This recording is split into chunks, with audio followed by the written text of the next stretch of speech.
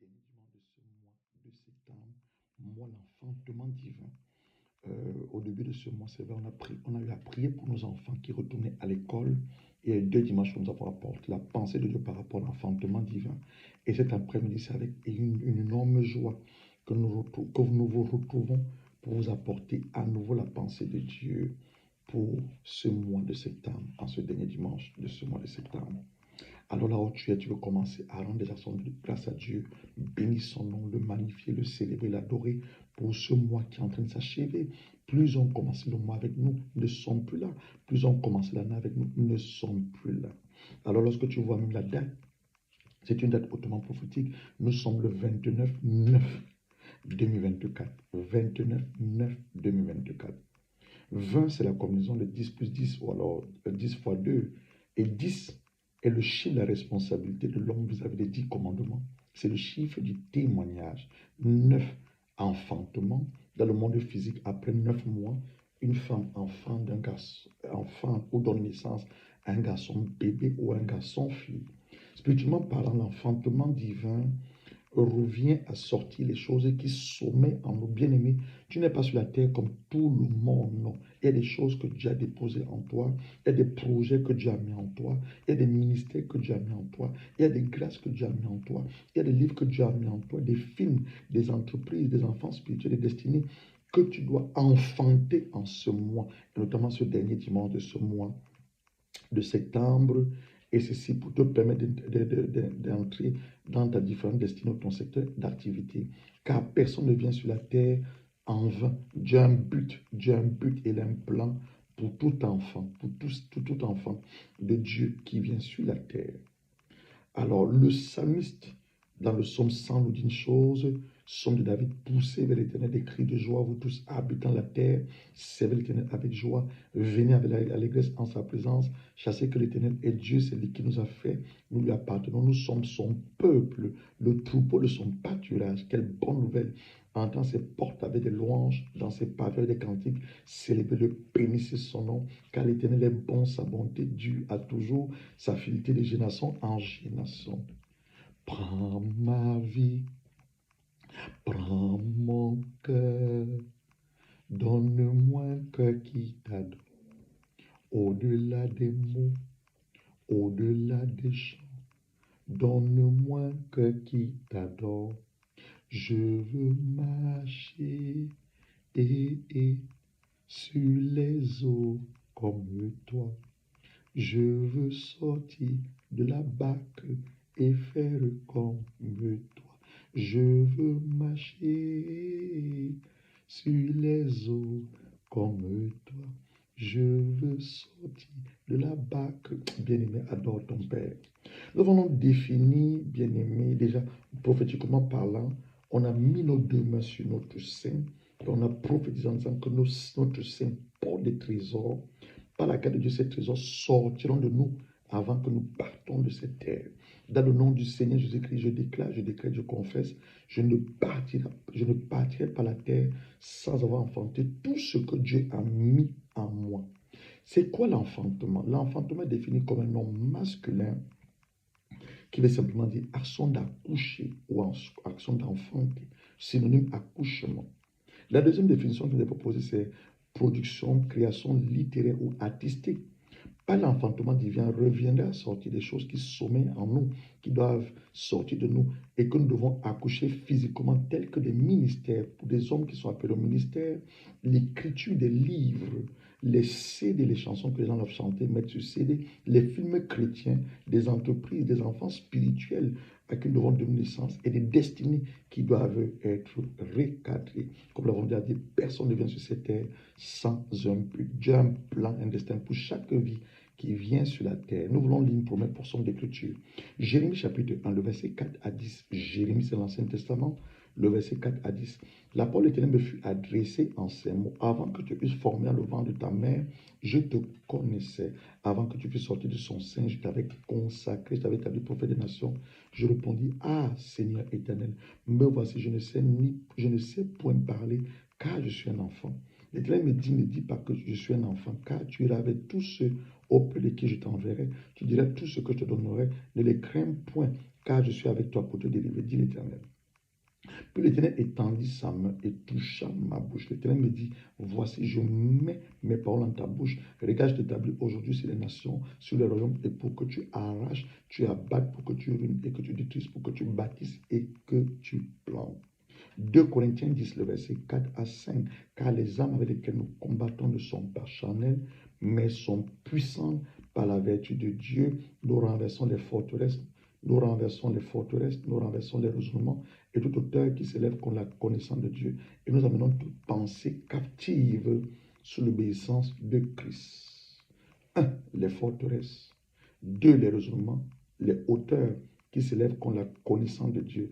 Donc, tu es un enfant de Dieu, c'est des choses que tu dois savoir. Je suis un enfant de Dieu.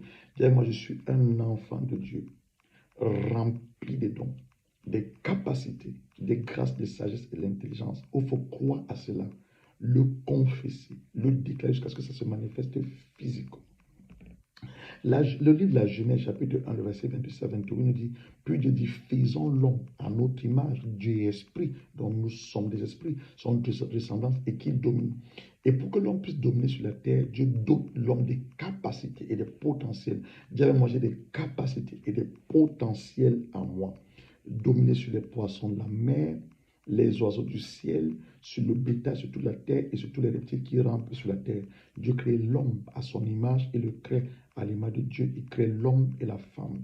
Dieu les bénit et Dieu leur dit, Dieu les bénit et leur dit, la bénédiction vient du mot bénédire, l'addiction du bien. L'addiction du bien, c'est une parole puissante qui produit 3 éléments. Le code, C pour capacité, O pour opportunité, D pour bon désir. Soyez féconds, tous sont des verbes transitifs. Il parle de l'enfantement, engendrer, multiplier et remplir la terre. Donc, ce qu'il y a déjà en nous, nous devons multiplier et assujettir. Le verbe assujettir, qui est un verbe transitif aussi, qui veut simplement dire maintenir quelqu'un sous sa domination, les peuples que les Romains avaient assujettis. Deuxième définition, dominer sur les poissons, assujettir veut dominer sur les poissons de la mer, les oiseaux du ciel, tout animal dont Adam et Ève devaient mettre les poissons de la mer, les oiseaux du ciel et tout animal qui se met sous leur autorité et non pas ce que nous voyons aujourd'hui. Donc les mêmes capacités que Dieu a bénies Adam et Ève, ces capacités, tu les as en toi. Comment je le sais? Nous allons illustrer. Quand un couple marie, pour qu'il puisse avoir des enfants, il ne prie pas, ne jeûne pas. Non, ce n'est pas possible. Le mari doit aller vers sa femme, connaître sa femme intimement, pendant sa période d'ovulation, afin qu'elle tombe enceinte. Cette fécondité n'est pas juste au niveau de l'enfantement ou l'accouchement des bébés physiques. Dans le monde spirituel, chacune d'entre nous, avant notre conception, le vent de nos mères, et surtout avant notre maintien physique sur cette terre, Dieu notre Père a enfui en nous des trésors. Il a mis en toi des ministères.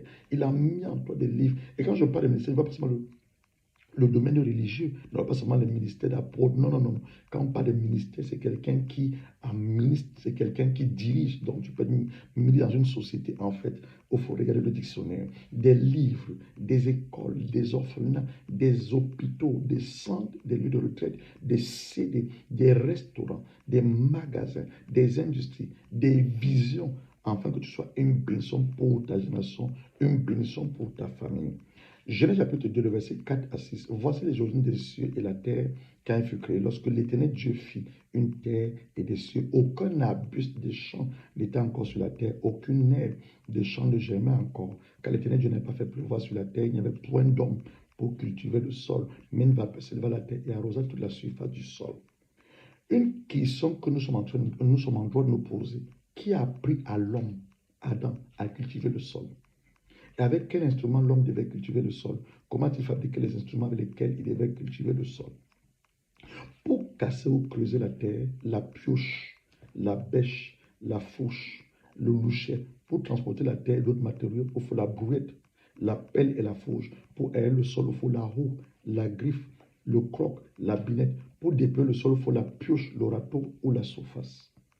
Adam est le premier inventeur de tous les outils ou les instruments que les cultivateurs utilisent de nos jours. C'est Adam, au travers de l'intelligence divine, au travers de la sagesse que Dieu avait déposée en lui. Et l'idée de créativité, c'est lui qui est le premier inventeur de tous ces instruments. En fait, les cultivateurs en fait, les hommes ont amélioré ce que Adam avait fabriqué de manière rudimentaire. Ils l'ont amélioré. Le même Adam encore, Genèse chapitre 2, le verset 19 à 20. L'Éternel Dieu dit, il n'est pas bon que l'homme soit seul. Je lui fais naître de semblable. L'Éternel Dieu forma tous les animaux des champs, tous les oiseaux du ciel, et il fit venir vers l'homme pour voir comment il appellerait, afin que tout être portât le nom que lui donnerait l'homme. L'Éternel Dieu dit, il n'est pas bon que l'homme soit seul. Je lui fais une aide qui soit son vis-à-vis. L'Éternel Dieu qui avait façonné du sol tous les animaux du champ, et tous les autres du ciel les fit venir vers l'homme pour voir comment il les nommerait, afin que tout être vivant porte le nom que lui donnerait l'homme. Adam a donné le nom à tous les animaux. Dans un premier temps, par rapport à l'accomplissement de la parole de la prophétie, Genèse 1, le verset 28 à 27, on a dit il avait des capacités en lui de potentiel. Il a nommé les poissons des eaux, que nous connaissons, des poissons des mers que nous connaissons, les oiseaux du ciel, les éperviers, les hiboux, les pédris, c'est Adam. Le bétail, la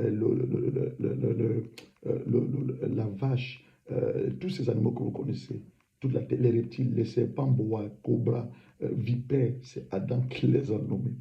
Donc, pour dominer sur les animaux, il fallait qu'Adam leur donne un nom, ainsi pour laisser son autorité sur tous ces animaux comme leur chef. Et plutôt on verra les hommes dompter les animaux dans le cycle. Cela n'a pas commencé avec eux, cela a commencé avec Adam. Adam encore, pour qu'il puisse donner les noms aux animaux, demandait qu'il utilise le discernement spirituel associé à la sagesse et l'intelligence spirituelle. Chez tel animal, il devait discerner, ça c'est la girafe. Le différenciant d'un autre animal qui est l'hyène, jusqu'à nommer les poissons des eaux, les baleines, les crocodiles, les lions, les serpents, sont leurs espèces, mamba, ver, cobra, boa, anaconda. Et cette capacité réside en chacun d'entre nous. Tu as la même capacité. Puisque lorsque Dieu crée Adam, Dieu ne crée plus des hommes. Va regarder ta Bible. Maintenant, toutes les manifestations physiques sur la terre et qui sont maintenant chronologiques. Parce que lorsque Dieu crée Adam, il ne crée plus des hommes. Il n'a plus créé des hommes. Donc tous les hommes étaient dans les règnes d'Adam. Donc si tu l'ignorais, sache-le aujourd'hui que les mêmes capacités sont à toi. Frères et sœurs en Christ, le problème n'est et ne serait jamais Dieu, mais notre ignorance. Et surtout le manque de notre soif et de notre faim de connaître Dieu intimement et de communier avec sa parole par son Esprit Saint. Le témoin de cette sœur nigériane m'a beaucoup interpellé alors que je faisais un cours de coaching en Angleterre. Cette sœur qui faisait part aussi au coaching, qui vivait à Dubaï à cette époque avec ses 2 enfants, avant d'immigrer comme infirmière qualifiée en Angleterre. Le lundi 7/5/2022, alors que nous prenons ce cours de coaching, la sœur nigériane, lorsqu'elle nous a partagé, parce qu'on a eu une étude de groupe, lorsqu'elle nous a partagé, en fait, parce qu'on passe la parole à chaque personne, lorsqu'elle nous partageait son témoignage, elle nous dit ceci, lorsqu'elle était à Dubaï, elle travaille, mais ses enfants n'avaient pas d'école, car l'école est très chère à Dubaï. Un jour, elle est tombée sur une annonce qui disait que l'Angleterre recherche des infirmiers qualifiés pour combler le déficit dans les hôpitaux. Elle va composer, parce que en fait, pour être qualifiée, il fallait passer un test d'anglais. Elle va composer, écoutez-moi bien, 1000 fois. Je vous raconte pas les choses que j'ai entendues. J'étais présent auquel de son témoignage. Elle va composer 1000 fois et elle va échouer. C'est la 1008e fois qu'elle va passer cet examen et qu'elle va changer son nom. Elle va dire Never give up. Donc, bien aimé, si une personne comme celle-ci qui ne connaît pas Dieu, composant dit le Nigeria, il parle anglais, mais ce qui est surprenant, un test d'anglais là, elle échoue.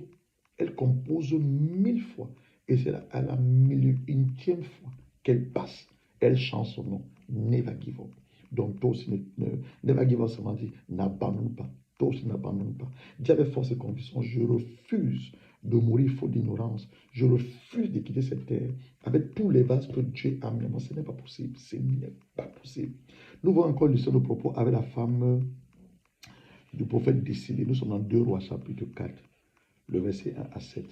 Une femme dans les femmes des fils de prophètes cria à Élisée en disant, ton serviteur, mon mari. Donc Élisée avec une école de prophète où cet homme était dans l'école de prophète. Il a dit, ton serviteur, donc il servait Élisée, mon mari est mort et Tu sais que ton serviteur craint l'Éternel. Le créancier est venu pour prendre mes 2 enfants. Il avait laissé les dettes à sa femme. Mes 2 enfants. Et en fait, ses esclaves. Élisée lui dit, que puis-je faire pour toi? Dis-moi, qu'as-tu à la maison? Elle répondit, ta servante n'a rien du tout à la maison, qu'un vase d'huile. Il dit, va demander en dehors des vases, chez tous tes voisins, des vases vides. N'en demande pas un petit nombre, il va demander un grand nombre. Quand tu seras rentré, tu fermes la porte sur toi et tes enfants, tu vas rentrer dans tous ces vases et tu mettras de côté ceux qui seront pleins. Alors elle quitta. Elle ferma la porte sur elle et ses enfants et il lui présentait des vases, elle versait. Lorsque le vase fut plein, elle dit à son fils, présente-moi encore un vase. Il répondit, il n'y a plus de vase. Et lui s'arrêta. Elle a rapporté à l'homme de Dieu et dit, va vendre. Il lui dit, va vendre l'huile et paye ta dette et tu vivras toi et tes fils de ce qui restera. La bonne question, c'est que qu'est-ce que toi tu as aussi à la maison? Qu'as-tu à la maison que le Seigneur peut multiplier, s'en servir pour faire de ta vie une référence, pour faire de ta vie une bénédiction pour ta génération? Cette histoire est tellement si simple, mais très révélatrice. Elle nous voit que cette femme avait une industrie d'huile. Elle avait une industrie d'huile à elle qui sommeille. Comme toi qui m'écoutes maintenant, il y a des choses en toi qui sommeillent. Et ma prière, c'est que pendant que je chante par la part du Seigneur, que le Saint-Esprit commence à ôter les écarts de tes yeux et te montre ce qui sommeille en toi. Elle avait une industrie d'huile en elle, et sans qu'elle le sache. Mais gloire soit rendue à Dieu pour la vie de son serviteur, surtout pour l'instruction prophétique qu'il lui a donnée. Qu'as-tu chez toi? Elle a dit un peu d'huile. Il a dit, ok, va demander des vases à tes voisines, ferme la porte. Tout ça, c'est des symboles spirituels. Ferme la porte devant toi, allez, et ensuite va revendre. Donc l'instruction prophétique qui lui a permis de découvrir ce qu'elle portait en elle, surtout de multiplier ce qu'elle avait déjà. Le vendre et ensuite payer sa dette. Mon frère, ma soeur en Christ, je ne connais pas tes dettes. Je ne connais pas si tu as des dettes, le montant de ces dettes. Mais la bonne nouvelle, c'est que si cette femme a pu rembourser ses dettes au travers de ce qu'elle avait à elle, reçoit la grâce du remboursement des dettes. Reçoit la grâce du remboursement des dettes.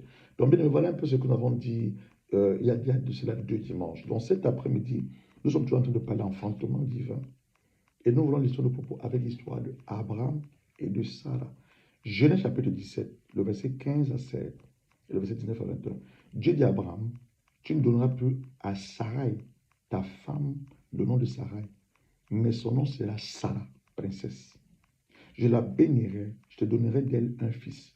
Je la bénirai, elle deviendra des nations, des rois. Écoutez, je vais reprendre la lecture. Dieu dit à Abraham, tu ne donneras plus à Sarai, ta femme, le nom de Sarai. Sarai veut dire ma princesse. Mais Dieu veut qu'elle s'appelle Sarah, la princesse de l'Éternel. Il dit ceci, verset 16, je la bénirai et je te donnerai d'elle un fils. Je la bénirai, elle deviendra des nations. Écoutez bien la parole de Dieu, elle deviendra des nations. Sarah porte des nations dans son sein. Des rois et des peuples sortiront d'elle. Abraham tomba sur sa face et rit. Il dit à son cœur, naîtrai-je-t-il un fils à un homme de 100 ans? Sarah était âgée de 90 ans, enfantait-elle. Abraham dit à Dieu, oh, que Ismaël vive devant ta face. Dieu dit certainement, Sarah, ta femme t'enfantera un fils, et tu l'appelles du nom d'Isaac. J'établis mon alliance avec lui comme une alliance perpétuelle pour sa postérité après lui. À l'égard d'Ismaël, j'étais exaucé. Voici, je le bénis, je le rendrai fécond, je le multiplie à l'infini. Il agenda 12 princes. Je vais faire de lui une grande nation. J'établis mon alliance avec Isaac, que Sarah t'enfantera à cette époque, l'année prochaine. Dieu a été précis. Je ne sais pas quelle parole tu as reçue de la part du Seigneur. Garde cette parole. Crois cette parole. Confesse cette parole et tu la verras s'accomplir. La version Sémé va nous parler. Dieu dit encore à Abraham, pour ce qui concerne ta femme Sarai, tu ne l'appelleras plus Sarai, qui veut dire ma princesse. Désormais, son nom sera Sarah, la princesse de l'Éternel. Je la bénirai. Je t'accorderai par elle un fils. Je le bénirai. Bref, nous voulons prier. Que Dieu ouvre nos yeux spirituels. Que Dieu illumine les yeux de notre cœur. Nous voulons prier selon Éphésiens chapitre 6, le verset 16 à 18. Nous prions pour l'intelligence spirituelle. Notre intelligence spirituelle soit ouverte. Nous prions que l'illumination de nos yeux soit ouverte. Nous prions que l'esprit de célébration nous soit accordé. Là où tu me suis maintenant, élève la voix, élève la voix. Père, je te remets tout mon auditoire. Et je prie comme l'apôtre Paul a prié pour les Éphésiens, accorde à ces hommes, accorde à ces femmes un esprit de révélation, un esprit de sagesse et de révélation dans ta connaissance. Illumine les yeux de cœur, afin qu'ils n'écoutent pas seulement cette parole, mais que cette parole puisse produire la foi en eux.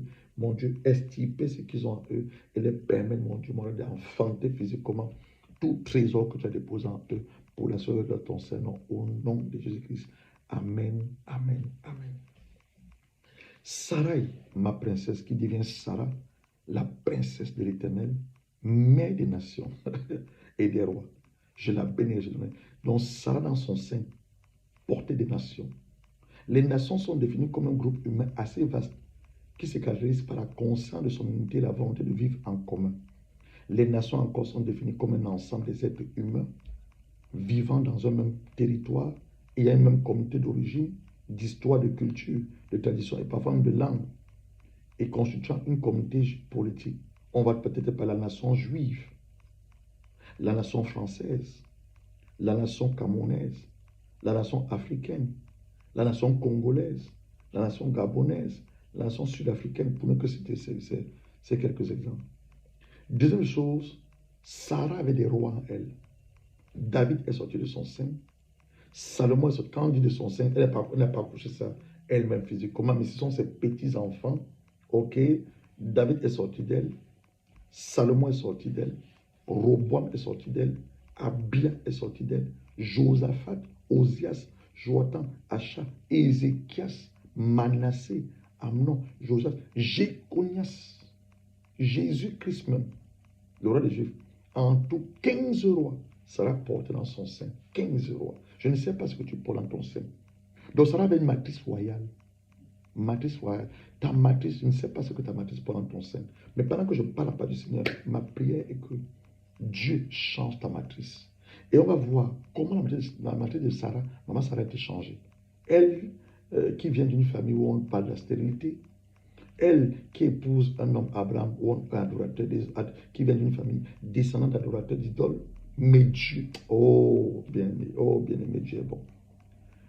Le prophète Ésaïe, dans Ésaïe chapitre 11, verset 1, va nous dire, puis un rameau sortira du tronc d'Isaïe, ça c'est le père de David, un retourne de ses racines.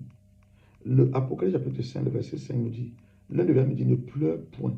Voici le nom de la tribu de Juda, le rejeton de David, a vaincu pour ouvrir le livre et ses 7 sceaux. Ça, c'est parlant de Jésus. Matthieu 1, le verset 6 et le verset 11 à 16. Isaïe engendra, ça c'est la généalogie de Jésus. Isaïe engendra David. Le roi David engendra Salomon, la femme de Uri, Bathsheba. Salomon engendra Robiam. Ce sont les rois qui sont sortis de Maman Sarah. Robiam, dont on part de la lignée d'Isaïe, David. David va engendrer Salomon. Salomon va engendrer Roboam. Roboam va engendrer Abia. Abia va engendrer Asaï. Asaï va engendrer Josaphat. Josaphat va engendrer Joram. Joram va engendrer Osias. Osias va engendrer Jotam. Jotam va engendrer Achaz, le roi, le mari à Jézabel. Achaz va engendrer Ézéchias. Ézéchias va engendrer Manassé, qu'on connaît ce qu'il a eu à faire. Manassé engendra Amnon. Amnon engendra Josias. Josias va engendrer Jéconias et ses frères au temps de la déportation à Babylone. Après la déportation de Babylone, Jéconias va engendrer Sélathiel. Sélathiel va engendrer Zorobabel dans Zacharie. Zorobabel va engendrer Abui. Abui va engendrer Eliakim. Eliakim va engendrer Azor. Azor va engendrer Sado. Sado va engendrer Hachim. Hachim va engendrer Eliu. Eliu engendra Eliezer. Eliezer engendra Matam. Matam engendra Jacob. Jacob engendra Joseph, l'époux de Marie, de laquelle est né Jésus appelé le Christ. Quelle histoire! Béni, qu'est-ce que tu portes dans ton sein? Quelle est ta matrice? Toi qui as donné naissance, est-ce que tu as pris le temps de prier à Dieu pour aider à laisser tes enfants? Toi qui n'as pas encore de naissance, c'est possible que tu demandes à Dieu de faire ta matrice une matrice royale. Toutes ces nations, ces 15 rois, le sein d'une seule femme, Maman Sarah, dont on disait qu'elle est stérile. Femme, maman, toi, dont on dit tu es stérile. C'est la réalité, mais ce n'est pas la vérité. C'est une réalité, mais ce n'est pas la vérité. La vérité, la parole de Dieu te dit dans Ésaïe 54, verset 1, pousse des cris de joie. Toi qui étais stérile, toi qui n'enfantais pas, éclate en chant joyeux, crie la détresse. Toi qui n'as pas connu les douleurs de l'enfantement, car l'Éternel déclare les enfants, la délaissée seront plus nombreux que celles de la femme mariée. Et Dieu pousse des cris de joie, promet des choses pour déclencher ton miracle. Commence à adorer Dieu. Rends des actions de grâce. Commence même par même dans un magasin, une boutique où on achète des habits des enfants. Achète des habits des enfants. Nomme tes enfants. Commence à les appeler physiquement et tu vas le miracle s'opérer. Tout cela était rendu possible grâce à une rencontre prophétique. Dis avec moi, rencontre prophétique. Lorsqu'on rencontre un prophète, on rencontre une saison. Lorsqu'on rencontre un prophète, on rencontre une dispensation. Genèse 14, le verset 17 à 24. Lorsque Abraham revient après avoir battu les Kélomalais des rois et leur roi qui est avec lui, le roi de Sodome, vint à la rencontre de la vallée de Chavé, qui est la vallée royale. Melchisédek, voilà ce qui a provoqué la matrice royale de Sarah. Melchisédek, roi de Salem, qui était près du Dieu très haut, apporta le pain et le vin, le symbole de la Sainte Seine. Abraham appelle la Sainte Seine, sous l'ancienne alliance. Le symbole de la Sainte Seine. Il bénit Abraham en ces termes, que le Dieu très haut, qui a formé le ciel et la terre, bénisse Abraham. Béni soit le Dieu, béni soit le Dieu très haut, qui t'a donné la victoire sur tes ennemis. Abraham, lui donnant le dixième de tous ses butins. Toi qui ne veux pas payer la dîme. Ah, les hommes de Dieu nous escroquent. tu te fermes ton ciel financier. On dit à Abraham, lui donne le dixième de tous les butins. Verset 21. Le roi de Sodome dit alors à Abraham, rends-moi les personnes et garde les biens pour toi. Abraham répondit, je jure à main levée vers l'Éternel, le Dieu très haut qui a formé le ciel et la terre. Je ne prendrai rien de ce qui t'appartient, même pas un fil ou une croix de soulier, pour que tu ne puisses pas dire, j'ai enrichi Abraham. Je ne veux rien de ce qui a été accordé. Je ne veux rien si ce n'est ce qu'ont mangé les jeunes gens.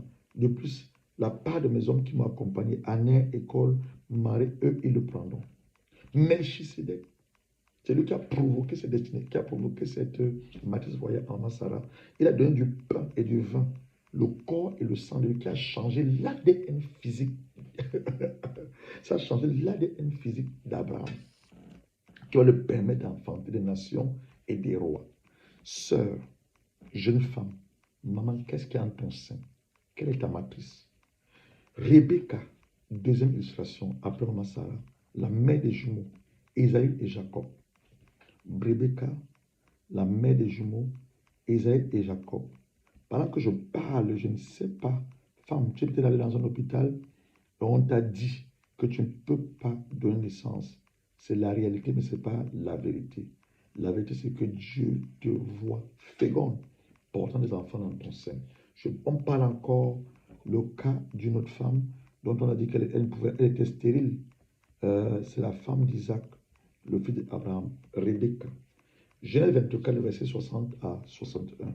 Il bénit, ça c'est la famille de Rebecca, lorsque le serviteur d'Abraham va prendre Rebecca à Bézé de Damas. Alors avant qu'on la libère, on va la bénir, c'est sa famille. Ils vont bénir Rebecca. Lui dit, toi notre soeur, peux-tu devenir la mère des milliers? Vous voyez, la parole a une puissance. La parole a une puissance. Puisses-tu devenir la mère des milliers et que ta descendance se rende maître de tous ses ennemis. Alors Rebecca et ses servantes se levaient et montaient sur les chameaux pour suivre le serviteur. C'est ainsi que le serviteur amena Rebecca avec lui. Rebecca était bénie par sa famille. On a dit la bénédiction produit trois choses. Le code, COD, capacité poussée, O pour opportunité, D pour bon désir. Genèse 25 maintenant, verset 19 à 26. Voici l'histoire de la famille d'Isaac, fils d'Abraham. Abraham eut pour fils Isaac, celui-ci avait 40 ans lorsqu'il épousa Rebecca, fille de Pétuel, l'Aramarien, de Padan-Aram, sœur de Laban l'Aramarien. Isaac implora l'Éternel au sujet de sa femme. Bien-aimé, est-ce que tu as pris le temps d'implorer Dieu au sujet de ta femme qui est stérile? Implore l'Éternel au sujet de sa femme quand elle était stérile. L'Éternel exauça sa prière et Rebecca, sa femme, devint enceinte. Des jumeaux se heurtaient dans son ventre. Elle s'écriait, qu'est-ce qui m'arrive? Elle avait consulté l'Éternel et qui lui répondit, il y a deux nations. Ça ne s'est pas arrêté à Massara. C'est descendu à Rebecca. Donc, la première génération, le père Abraham, qui donne pour la sémence à Massara, des nations et des rois sortent d'elle. Deuxième génération, Isaac, le fils direct. On nous dit, des jumeaux se mettent en son ventre. Et qu'est-ce qui construit l'Éternel? Il y a 2 nations dans ton ventre et 2 peuples. Voici une femme qui porte dans son sein 2 nations. On a dit la nation, c'est la femme. Qu'est-ce qu'on a dit? Regardons ce qu'on a défini sur la nation. Qu'est-ce que nous avons dit sur la nation? On a dit la nation, c'est un groupe humain assez vaste qui se caractérise par la conscience de son unité et la volonté de vivre ensemble. La nation, encore, c'est l'ensemble des êtres humains vivant dans un même territoire. Il y a une même communauté d'origine, une même histoire, une même culture, une tradition. Parfois, la langue même constitue une communauté politique. Donc, voilà un peu ce que Rebecca avait dans son sein. Rebecca avait dans son sein, elle avait 2 nations. 2 nations et 2 peuples. Et 2 peuples. 2 nations et 2 peuples. Et différents de toi. L'un de sera plus puissant que l'autre. L'aîné sera surtout au cadet. Quand le moment d'accoucher arriva, il se confirma qu'elle portait des jumeaux. Le premier qui parut était roux, le corps couvert de poils comme une fortune. C'est pourquoi on l'appela Isaïe. On a donné son nom face à une circonstance. Après le naquit son frère, la main agrippée au talon des os, on donne le nom de Jacob, qui veut dire le talon, usurpateur, trompeur. Isaac avait 60 ans au moment de la naissance. Donc Rebecca a fait 20 ans de stérilité. Maman Sarah a fait 25 ans de stérilité. Rebecca dans son sein avait 2 nations. Jacob, le fondateur, le patriarche de la nation juive au travers des 2 femmes, et les concubines qu'il aura, Rachel et Léa, les concubines Zilpa et Bila, c'est le fondateur de la nation juive, Isaïe, Jérusalem, et Iso, c'est lui également le fondateur de la nation, les Édomites, Nombre 20, le verset 14 à 24, on n'aura pas le temps de tout lire. Allons dans 2 Samuel 8, le verset 13 au verset 14. David devient encore plus célèbre après son retour d'une campagne où il avait battu 18 000 Édomites dans la vallée. Ce sont les enfants de Ésaü, dans la vallée du sel. Après cela, il établit des garnisons à Édom, dans tout le pays, et dans le pays, et tous les Édomites lui furent assujettis. L'Éternel donne la victoire à David dans toutes ses campagnes militaires. Le psaume 137, verset 7. Souviens-toi, Éternel, des Édomites qui, en ce jour de malheur, de Jérusalem, criant bien fort, rasez-la, donc rasez-la jusqu'aux fondations. 2 peuples séparés ont sorti des entrailles, les Édomites, qui est un autre peuple installé à l'origine de la Transjordanie, autour du mont Séir, sont pour leur part considérés comme les descendants des eaux, tout comme les Amalécites et les Juifs au travers de Jacob. Nous voulons voir Joseph. Petit-fils d'Abraham. Genèse 37, le verset 1 à 11. Jacob demande le pays de Canaan, où avait séjourné son père. Voici la postérité de Jacob. Joseph, âgé de 17 ans, faisait paix de troupeau avec ses frères. Cet enfant était auprès des fils de Bila et des fils de Zilpa, femme de son père. Joseph rapportait à leur père les mauvais propos. Israël aimait Joseph plus que tous ses autres fils, parce qu'il avait eu dans sa vieillesse, il lui fit une tunique de plusieurs couleurs. Ses frères virent que leur père l'aimait plus que eux tous. Ils le prirent en haine. Ils ne pouvaient lui parler avec amitié. Joseph eut un songe. Il raconta à ses frères qui le haït encore davantage. Il a dit, écoutez, ce songe que j'ai eu. Nous étions alliés des gerbes au milieu des champs. Voici ma gerbe se levait, se tint debout. Et vos gerbes l'entouraient et se prosternaient devant elle. Ses frères lui disent, est-ce que tu régnes? En fait, Dieu lui révélait sa destinée. Mais Joseph, comme il avait 17 ans, il manquait de maturité, manquait de sagesse. Et eux, ils interpellent le rêve de Joseph. Ils interpellent le rêve. Est-ce que tu vas régner sur nous? Est-ce que tu nous gouverneras? Il le haït encore davantage à cause de ses songes et à cause de ses paroles. Et il y eut encore un autre songe. Il raconta à ses frères, dit, j'ai eu encore un autre songe. Voici le soleil, la lune, les 11 étoiles se prosternèrent devant moi. Il le raconta à son père et à ses frères. Son père le réprimanda et lui dit, que signifie ce songe? N'oubliez pas que Jacob est prophète. N'oubliez pas que Jacob est prophète. Donc, une des capacités d'interpréter les songes, de discerner. Il dit, que signifie ce songe que tu as eu? Faut-il que nous venions, Jacob, hein, le père, moi, ta mère et tes frères, nous prosterner devant toi? Ses frères eurent encore l'envie contre lui. Mais son père gardait le souvenir de ces choses. Donc Dieu révélait la destinée prophétique de Joseph dans les rêves. Destinée de leadership, de leader, de gouvernance et de royauté. Genèse 41, le verset 25 à 44, c'est un long verset, on va lire et sauter. Joseph dit à Pharaon, en fait, le Pharaon va avoir un rêve et personne ne pourra l'interpréter. Alors, une personne à qui Joseph avait donné l'interprétation du rêve va se rappeler que Joseph était en prison, à peu près 2 ans, plus de 2 ans. Ça, c'est le silence de Dieu. Alors, en appelant Joseph, Joseph va se raser, il va se changer, et il va venir, bon, le Pharaon va lui raconter son rêve. Joseph donc dit, il va maintenant parler là. Joseph dit à Pharaon, ce que le Pharaon a rêvé est une seule chose. Dieu a fait connaître à Pharaon ce qu'il va faire. Les 7 vaches belles sont de 7 années, les 7 petits beaux sont de 7 années. Un seul songe. Les 7 vaches déchaînées et laides qui montaient derrière les premières sont 7 années. Et les 7 épis vides brûlés par le vent d'Orient seront également 7 années de famine. Ainsi, comme je viens de le dire à Pharaon, Dieu a fait connaître à Pharaon ce qu'il va faire. Voici, il y aura 7 années de grande abondance dans tout le pays d'Égypte. 7 années de famine viendront après. Et l'on oubliera toute cette abondance du pays d'Égypte. Et la famine concerne le pays. Cette famine qui suivra sera aussi forte qu'on s'appellera même plus l'abondance le pays. Si Pharaon avait la chose se répéter une seconde fois, c'est que la chose est arrêtée de par Dieu. Et que Dieu s'attend à l'exécuter. Maintenant que Pharaon, Joseph présente son CV. Il présente, c'est la sagesse divine. Il révèle d'abord le rêve. Ensuite, maintenant, il s'introduit. Que Pharaon choisisse un homme intelligent, sage, qui mette à la tête du pays d'Égypte.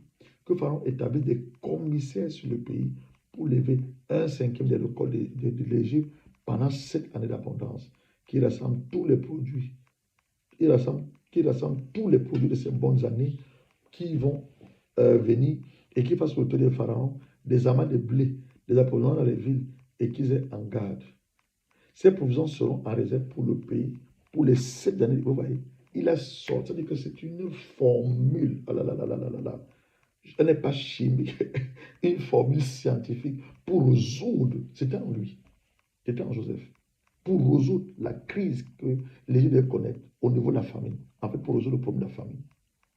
Je ne sais pas qui je m'adresse. Pendant que je parle à part du Seigneur, Dieu relâche une grâce sur ta vie. Pendant que je parle à part du Seigneur, le Seigneur réveille ce qui est déjà en toi. Il réveille ses données, il réveille ses connaissances. Il y a une activation dans ton système de pensée au nom de Jésus-Christ.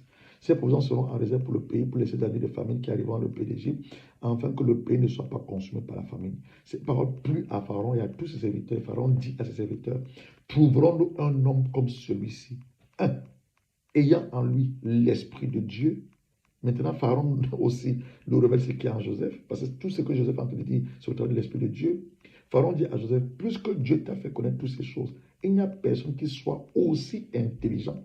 Donc Joseph, en dehors d'interpréter les rêves, Joseph était intelligent, aussi sage que toi. Je t'établis sur ma maison et tout mon peuple obéit à tes ordres. Le trône seul me au-dessus de toi. Pharaon dit à Joseph, vois, je te donne le commandement de tout le pays d'Égypte. Pharaon ôta son anneau de la main et le mit dans la main de Joseph. Il le revêtit d'un habit fin lait et lui mit un collier d'or au cou. Il lui fit monter sur son char qui suivait le sien et l'on criait devant lui à genoux. C'est ainsi que Pharaon lui donna le commandement de tout le pays d'Égypte. Dans son rêve qu'il avait au début, là, les 2 rêves là, mes frères, c'est accompli. Il dit à Joseph, je suis Pharaon, sans toi personne n'aura la main, ni le pied dans tout le pays d'Égypte. Donc Joseph avait des capacités d'interpréter les rêves. En Joseph résidait la sagesse, comme un peu Daniel, et l'intelligence divine. Gessonnière de la crise de la famine qui a s'annoncé à travers les capacités industrielles qu'il avait acquises chez Pontiphar. Mais qu'est-ce qu'il y a en toi? Nos pays, nos nations passent par des crises. On va te parler de la crise financière, on va te parler de telle crise, les calamités d'eau. Qu'est-ce que Dieu a mis en toi? Qu'est-ce que Dieu a mis en toi? Nous allons nous arrêter là ce soir et nous voulons prier. L'une des prières que nous allons faire cet après-midi, Élisée, Dieu nous donne une clé. Élisée a prié pour un de ses serviteurs, Géasi. Dans 2 Rois 6, le verset 17, Élisée prie et dit, Éternel, ouvre ses yeux. Ce n'est pas les yeux physiques.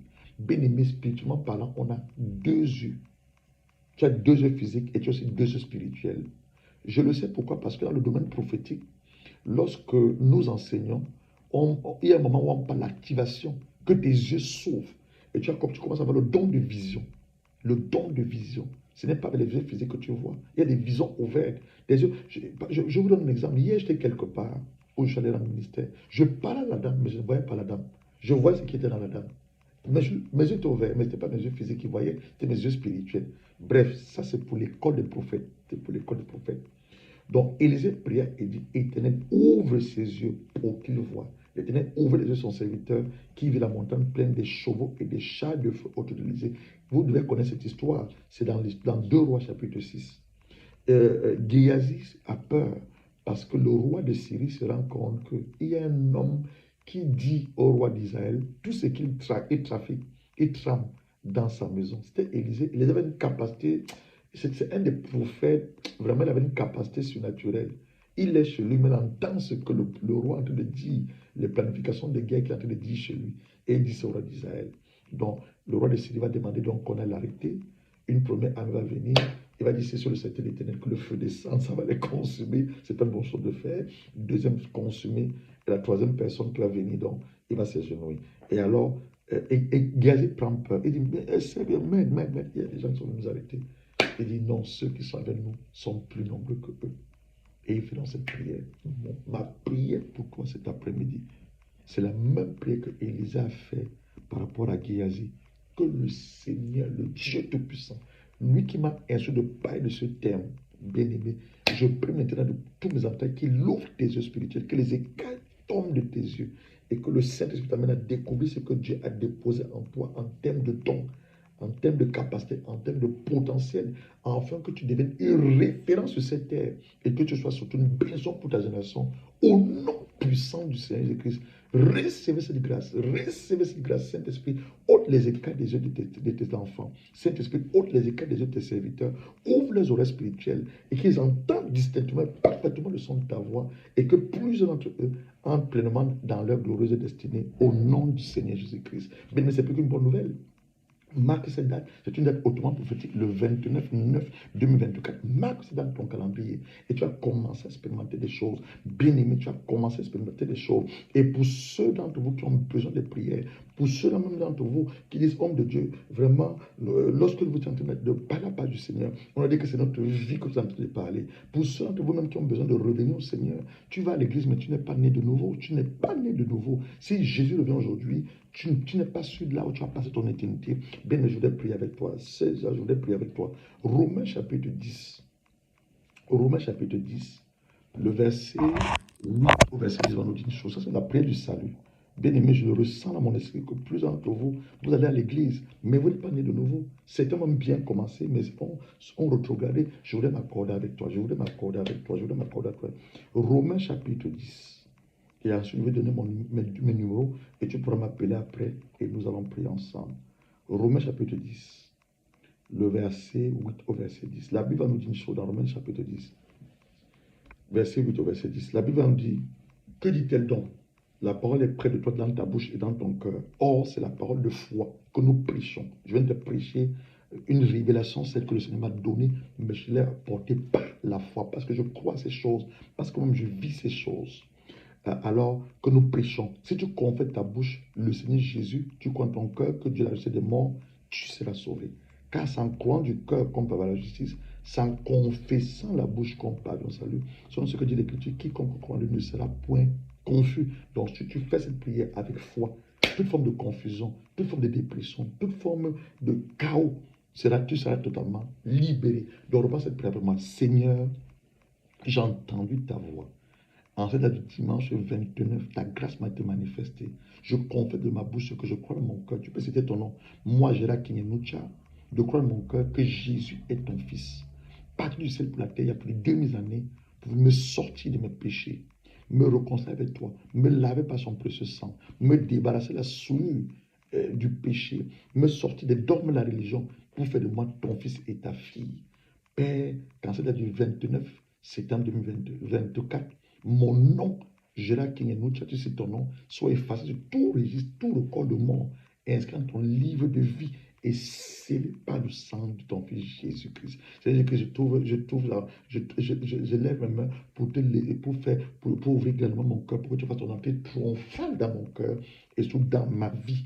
Quand c'est du samedi, de dimanche 29 septembre 2024, ma vie ne soit plus jamais la même. Que ma vie t'appartienne et que tu commences à te servir de moi pour la sauver ton Seigneur. Au nom de Jésus-Christ. Amen, amen, amen. Laisse-moi prier pour toi. Père, je prie pour cet homme qui n'a pas eu honte de te confesser. Je prie pour cette femme. Satan, écoute le son de ma voix. Cet homme vient de confesser Jésus. Cet homme de confesser Jésus par le droit de l'alliance au sang de Jésus, par l'autorité dans laquelle le Seigneur m'a établi, surtout investi. Je proclame le divorce spirituel entre toi et cet homme.